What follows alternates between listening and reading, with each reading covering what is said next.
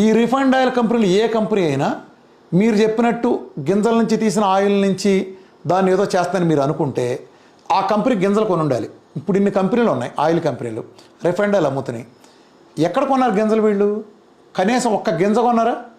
Leading sunflower oil తయారు చేసే company ఒక్క సన్ఫ్లవర్ గింజ కూడా కొనకుండానే ఇవన్నీ ఎలా మ్యానుఫ్యాక్చర్ చేస్తున్నారు చెప్పండి మీరు? రీఫైండ్ ఆయిల్ తయారు చేయడానికి వీళ్ళు గింజలు వాడటం లేదు. నానా చెత్త, పెట్రోకెమికల్ చెత్త దగ్గర నుంచి అడ్డమైన కెమికల్స్ కలిపితేనే వస్తాయింది. ఏ రకంగా రేట్ వర్కౌట్ అవుతుంది మీరు చెప్పండి? 300 రూపాయలు మనకి రైతు దగ్గర కాస్ట్ పడతాంటే తీర్చడానికి, మీరు ఇక్కడికి వచ్చేటప్పటికి 100 రూపాయలకే దొరుకుతుందంటే వాడికి ఏ రకంగా వాడు ఆ 200 రూపాయలు మనం స్పాన్సర్ చేస్తున్నాడా చెప్పండి? వాడు జేబులను తీసి మనకి ఏమైనా స్పాన్సర్ చేస్తున్నాడా? ఎలా కుదురుతుంది? ఆ కాస్ట్కి ఎలా ఇస్తారు ఎవరైనా? తను కొన్న కాస్ట్ కంటే తక్కువకి ఎవడైనా ఇవ్వగలడా? అంటే ఏం జరుగుతుంది? మోసం చేస్తున్నారు. మరి మీరు ఆ మోసాన్ని ఎత్తి చూపించరే? ఇంత పెద్ద సంస్థ ICMR, NIN కలిపి గైడ్లైన్స్ ఇచ్చిందంటే